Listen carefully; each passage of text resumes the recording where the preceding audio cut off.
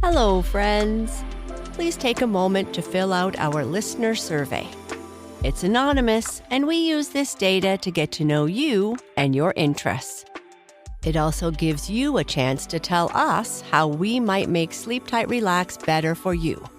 You can find the survey at sleeptightrelax.com/survey or follow the link in our show notes. Filling out the survey only takes a few minutes, and your feedback will help us improve our podcast and help us find new sponsors who interest you. As a way of saying thank you, you will be entered to win a $500 gift card. Visit sleeptightrelax.com/survey or follow the link in our show notes. Thank you for your support.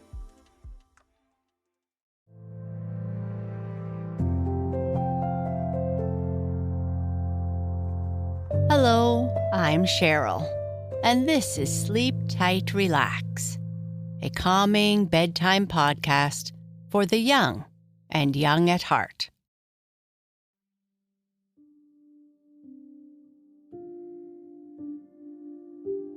Our sleep story is the 9th chapter of the story, Alice in Wonderland. The Duchess has returned, and she and Alice are walking around until the Queen comes and demands the Duchess play. After that, Alice goes back to the game with the Queen until she asks Alice if she has ever seen the mock turtle. Alice says no, and the Queen sends her with a Gryphon to meet him.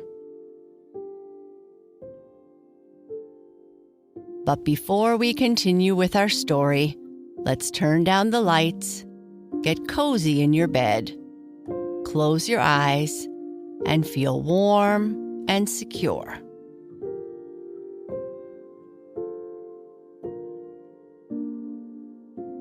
Now that we have done that, let's use our imagination a little bit. While we are breathing, let's imagine that you are blowing up a balloon every time you exhale. You can make this balloon as big as you'd like and give it whatever color you want. It can be rainbow colored or have animal prints all over it. I would like you to take a great big breath in through your nose and exhale through your mouth, blowing up your imaginary balloon. But this is no ordinary balloon. It's a balloon you can ride in. Once you get it as big as you want, it detaches from your mouth and it drifts slowly up into the sky, taking you with it. There is a strong breeze right now, and your balloon drifts over the trees. You can see your home, the street you live on. Slowly but surely, your balloon takes off, and you can land it anywhere you like. Land it in your favorite place. This could be your bedroom or the couch at a friend's house. Or maybe it's a place to buy ice cream. Let's stay here for a few minutes, and then when you are ready, take a few more deep breaths, each time exhaling into the balloon, and it slowly takes you again for another ride. Perhaps it can take you right into our story, Alice in Wonderland, or right back into your bed again. Great. Let's continue with Chapter 9 of Alice in Wonderland. The Mock Turtle's Story. You can't imagine how glad I am to see you again, you dear old thing, said the Duchess, as she tucked her arm affectionately into Alice's and they walked off together. Alice was very glad to find her in such a pleasant mood, and thought to herself that perhaps it was only the pepper that had made her so angry when they met in the kitchen. "When I'm a duchess," she said to herself, not in a very hopeful tone, though, "I won't have any pepper in my kitchen at all. Soup does very well without. Maybe it's always pepper that makes people hot-tempered," she went on, very much pleased at having found out a new kind of rule, "and vinegar that makes them sour, and chamomile that makes them bitter, and barley sugar and such things that make children sweet-tempered. I only wish people knew that. Then they wouldn't be so stingy about it, you know." She had quite forgotten the Duchess by this time, and was a little startled when she heard her voice close to her ear. "You're thinking about something, my dear, and that makes you forget to talk. I can't tell you just now what the moral of that is, but I shall remember it in a bit." "Perhaps it hasn't one," Alice ventured to remark. "Child," said the Duchess, "everything's got a moral, if only you can find it." And she squeezed herself up closer to Alice's side as she spoke. Alice did not much like keeping so close to her. First, because the Duchess was not very pretty, and secondly, because she was exactly the right height to rest her chin upon Alice's shoulder, and it was an uncomfortably sharp chin. However, she did not like to be rude, so she bore it as well as she could. "The game's going on better now," she said, by way of keeping up the conversation a little. "'Tis so," said the Duchess, "and the moral of that is, oh, 'tis love that makes the world go round." "Somebody said," Alice whispered, "that it's done by everybody minding their own business." "Ah, well, it means much the same thing," said the Duchess, digging her sharp little chin into Alice's shoulder as she added, "and the moral of that is, take care of the scents, and the sounds will take care of themselves." How fond she is of finding morals in things, Alice thought to herself. "I dare say you're wondering why I don't put my arm around your waist," the Duchess said after a pause. "The reason is that I am doubtful about the temper of your flamingo. Shall I try the experiment?" "He might bite," Alice cautiously replied, not feeling at all anxious to have the experiment tried. "Very true," said the Duchess. "Flamingos and mustard both bite, and the moral of that is, birds of a feather flock together." "Only mustard isn't a bird," Alice remarked. "Right as usual," said the Duchess. "What a clear way you have of putting things." "It's a mineral, I think," said Alice. "Of course it is," said the Duchess, who seemed ready to agree to everything that Alice said. "There's a large mustard mine near here, and the moral of that is, the more there is of mine, the less there is of yours." "Oh, I know," exclaimed Alice, who had not attended to this last remark. "It's a vegetable. It doesn't look like one, but it is."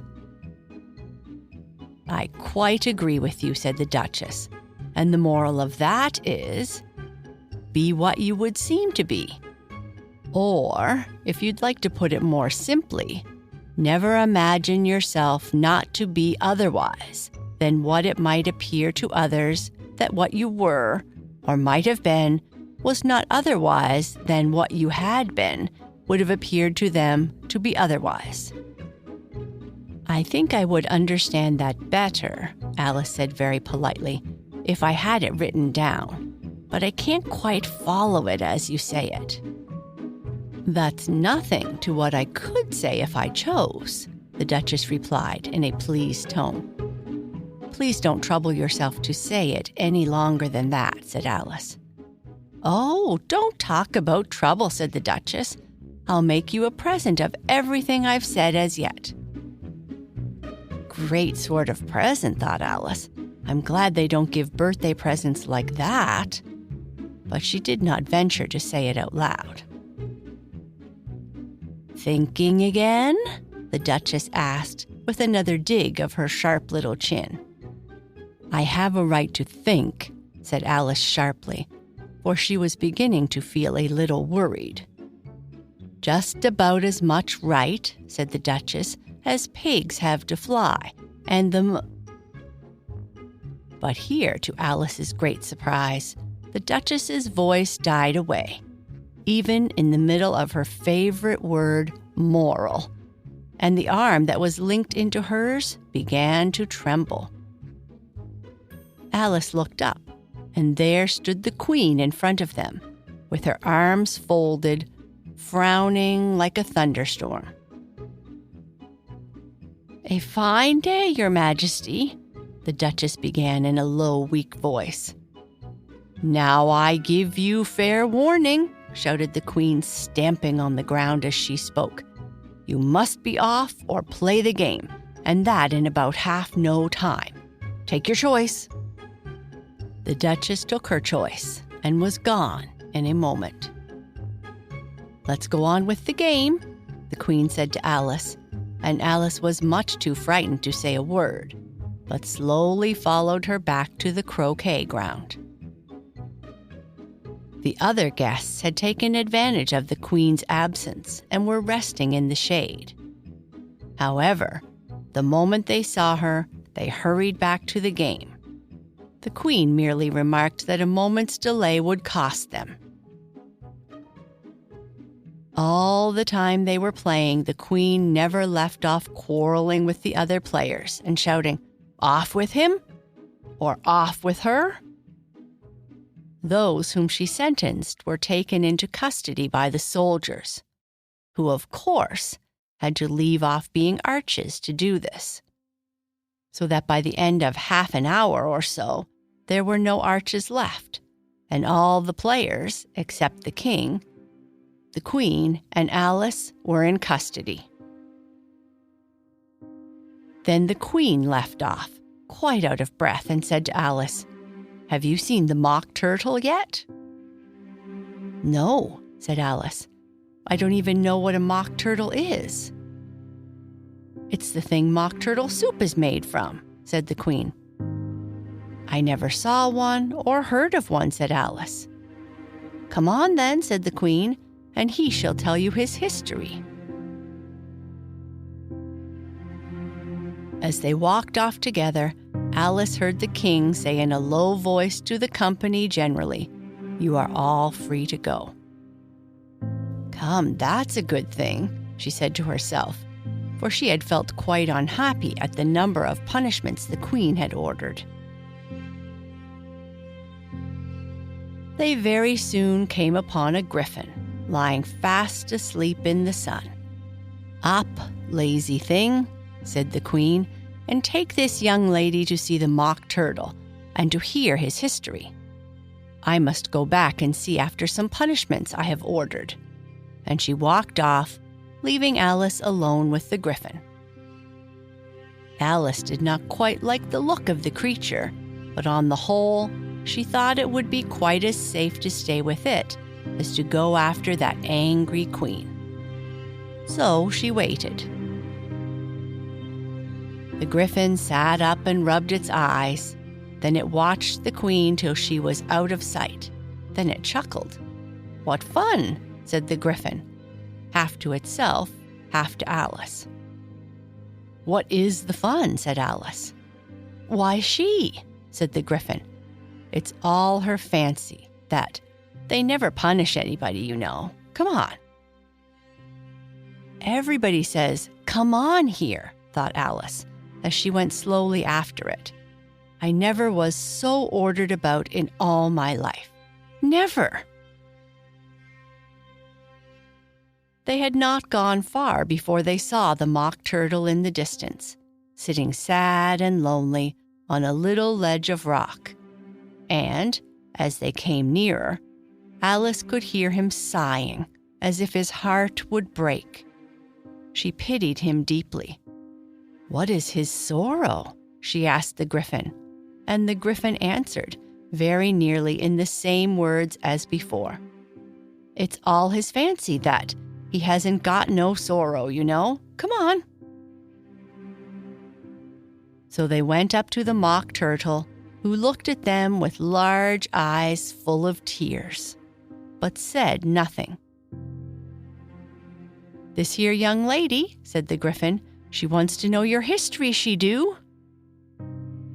"I'll tell it to her," said the Mock Turtle in a deep, hollow tone. "Sit down, both of you, and don't speak a word till I've finished." So they sat down, and nobody spoke for some minutes. Alice thought to herself, "I don't see how he can ever finish if he doesn't begin." But she waited patiently. "Once," said the Mock Turtle at last with a deep sigh, "I was a real turtle." These words were followed by a very long silence, broken only by an occasional exclamation of "Huh?" from the Gryphon, and the constant, heavy sobbing of the Mock Turtle. Alice was very nearly getting up and saying, "Thank you, sir, for your interesting story." But she could not help thinking there must be more to come. So she sat still and said nothing. "When we were little," Mock Turtle went on at last more calmly, though still sobbing a little now and then, "we went to school in the sea. The master was an old turtle. We used to call him Tortoise." "Why did you call him Tortoise if he wasn't one?" Alice asked. "We called him Tortoise because he taught us," said the Mock Turtle angrily. "Really, you are not very smart." "You ought to be ashamed of yourself for asking such a simple question," added the Gryphon. And then they both sat silent and looked at poor Alice, who felt ready to sink into the earth. At last the Gryphon said to the Mock Turtle, "Drive on, old fella. Don't be all day about it." And he went on in these words.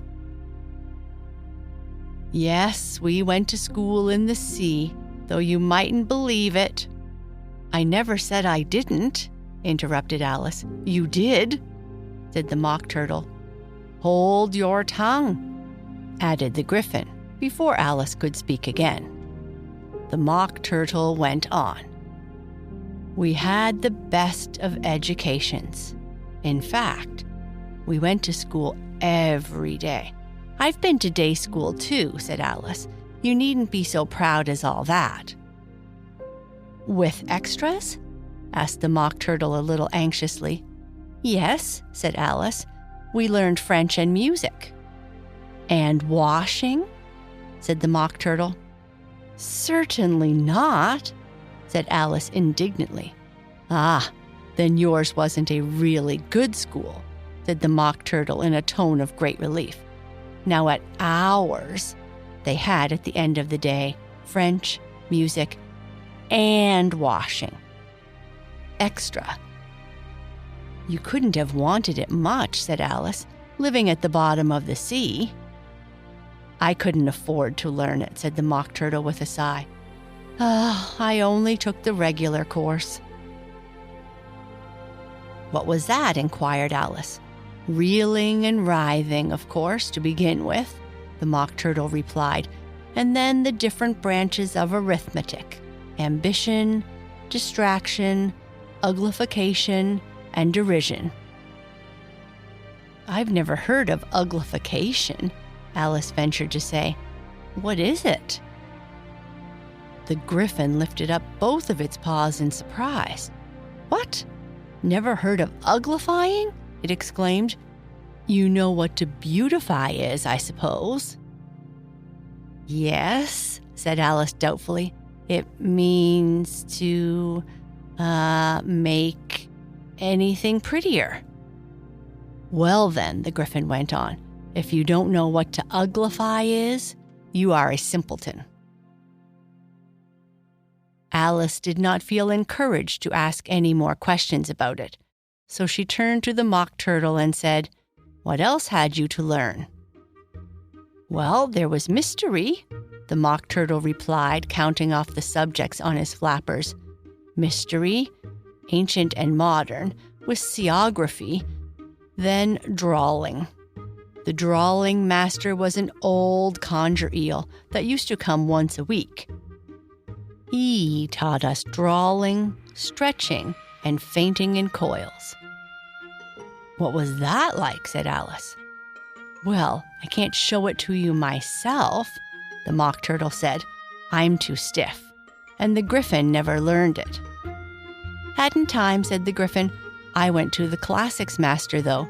He was an old crab, he was." "I never went to him," the Mock Turtle said with a sigh. "Ah, he taught laughing and grief, they used to say." So he did," said the Gryphon, sighing in his turn, and both creatures hid their faces in their paws. "And how many hours a day did you do lessons?" said Alice, in a hurry to change the subject. 10 hours the first day," said the Mock Turtle, 9 the next, and so on. "What a curious plan," exclaimed Alice. "That's the reason they're called lessons," the Gryphon remarked, "because they lessen from day to day." This was quite a new idea to Alice, and she thought it over a little before she made her next remark. "Then the 11th day must have been a holiday." "Of course it was," said the Mock Turtle. "And how did you manage on the 12th?" Alice asked eagerly.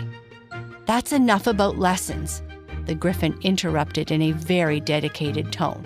"Tell her something about the games now."